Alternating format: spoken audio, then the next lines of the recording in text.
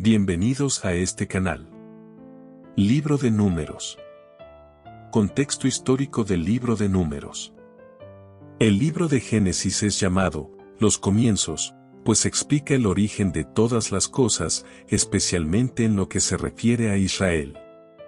Nos informa de dónde vino el pueblo de Dios y cómo es que llegó a la condición de servidumbre en que se encontraba en Egipto en días de Moisés. El relato de Éxodo presenta el nacimiento del pueblo escogido, e incluye la historia de su redención y cómo Dios se reveló directamente a ellos. Asimismo, narra cómo aprendieron que el Señor controla la historia y cómo los constituyó en nación. Los compró para sí mismo y los sacó de la esclavitud egipcia. Finalmente, les enseñó la obligación que tenían de someterse a su autoridad.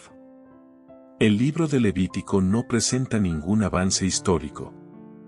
Sirve para explicar más ampliamente la ley que Dios les había dado durante el Éxodo y para informarles cómo debían vivir para mantenerse en comunión con Él.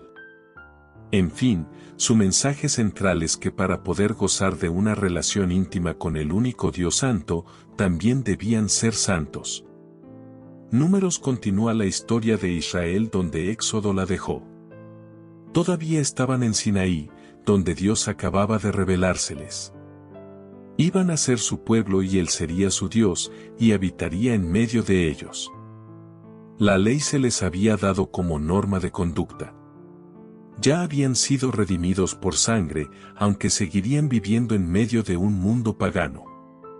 Por lo tanto, debían ser diferentes a las naciones que estaban a su alrededor. El Señor les dio instrucciones para que construyeran el tabernáculo, donde Él podría manifestarse a ellos y donde pudieran adorarle.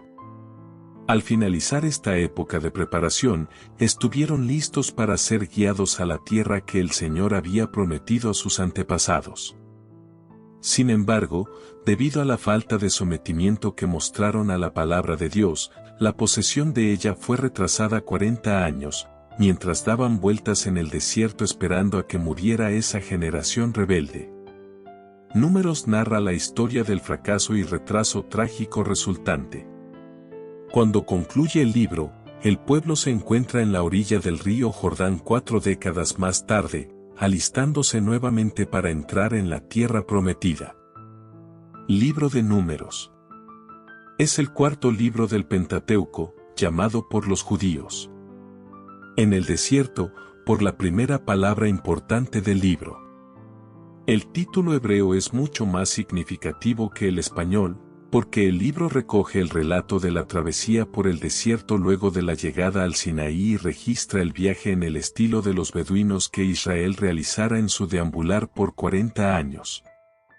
El nombre del libro, basado en el nombre tradicional que tiene en los manuscritos en griego, aritmoi, y latín, numeri, se refiere a las distintas ocasiones en que Moisés recibió la orden de contar al pueblo, es decir, hacer un censo. El nombre hebreo Bamidbar significa en el desierto y describe mejor el contenido general del libro.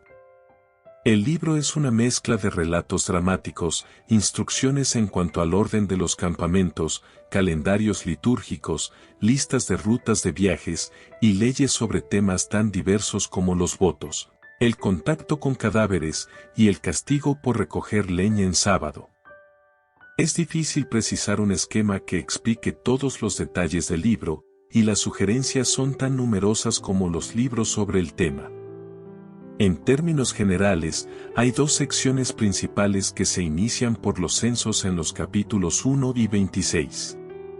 Números capítulos 1 al 25, abarca el periodo de la generación de los que salieron originalmente de Egipto, hasta su muerte. Esta sección destaca sus numerosos actos de desobediencia contra el Dios que los había liberado de la esclavitud.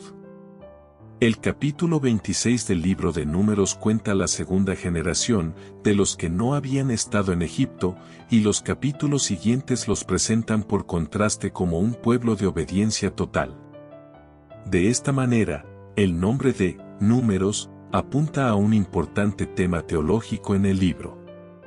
Esta segunda parte de Números, marcada por el segundo censo, se convierte en la señal de una nueva generación emergente del pueblo de Dios que espera con esperanza entrar a la tierra de Canaán.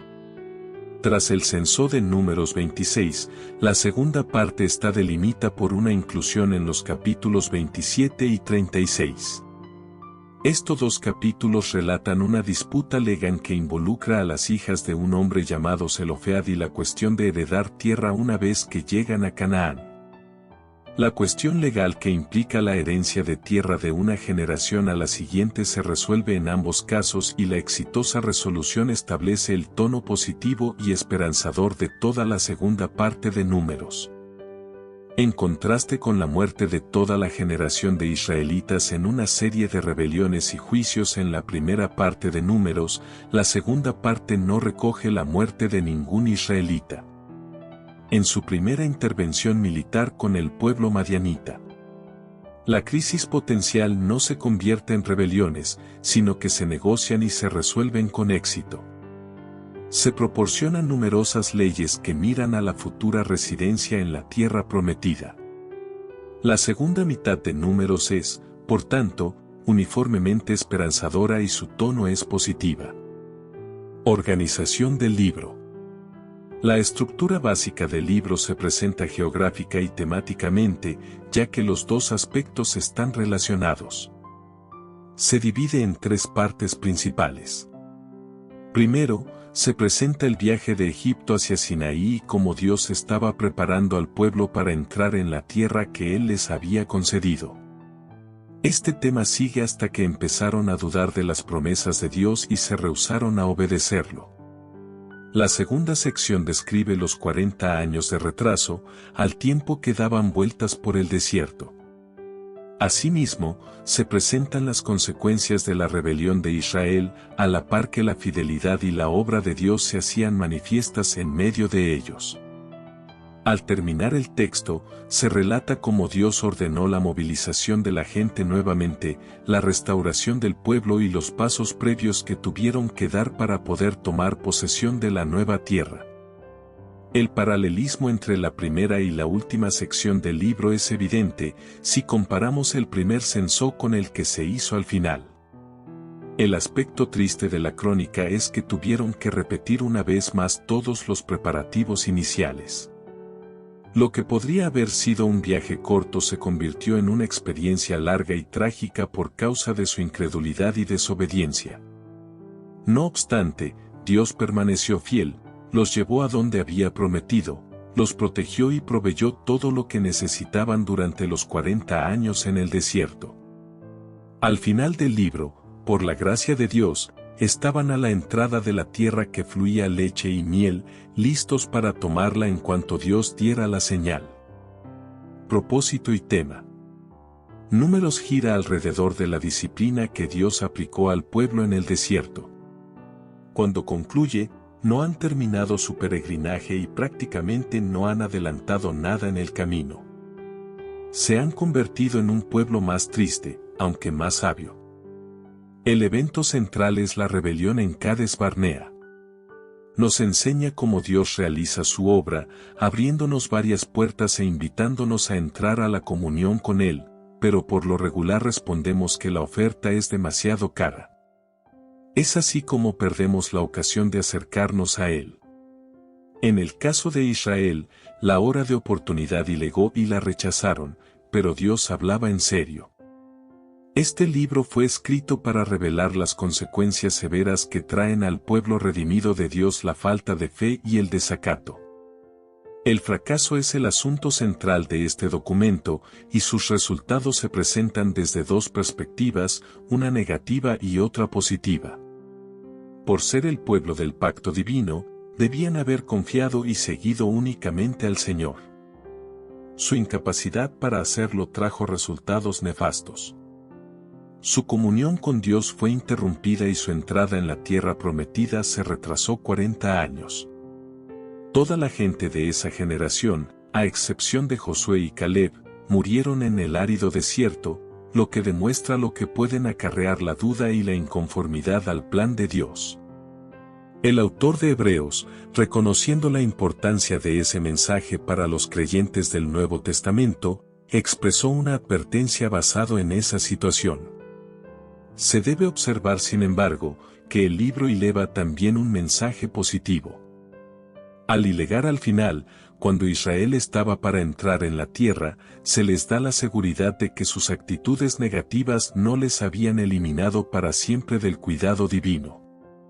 Aunque fueron castigados con rigidez, aun al punto de que algunos tuvieron que morir, siguieron siendo el pueblo del pacto. El libro intenta demostrar la fidelidad de Dios a su pueblo a pesar de que permitió que vagaran por el yermo algunos años. Los protegió y proveyó todo lo que les hacía falta, corrigiéndolos con amor, también los guió y defendió, pues es fiel a sus promesas. Al terminar el tiempo de castigo, los restauró a la tierra de nuevo. El tema de Números entonces, es que aunque Dios disciplina a su pueblo por su falta de confianza y terquedad, los sigue amando y mostrando su paciencia. Los pactos de Dios son firmes, Él cumple lo que ha prometido. No obstante, su bendición viene como resultado de la obediencia, y los efectos de no hacerlo son severos. El libro enseña esta verdad tanto en sus detalles específicos como en el desarrollo de su argumento en general. En cuanto a Dios mismo, Números presenta tres conceptos principales que su pueblo debe aprender. Primero, su soberanía, que se manifiesta por medio de su control de la historia, aun de las naciones paganas más poderosas. Segundo, su fidelidad se hace evidente, porque cumple sus promesas. Finalmente, su paciencia se observa por cuanto soporta al pueblo rebelde. Su amor leal nunca les deja de proteger, aun cuando no crean ni acepten sus dichos.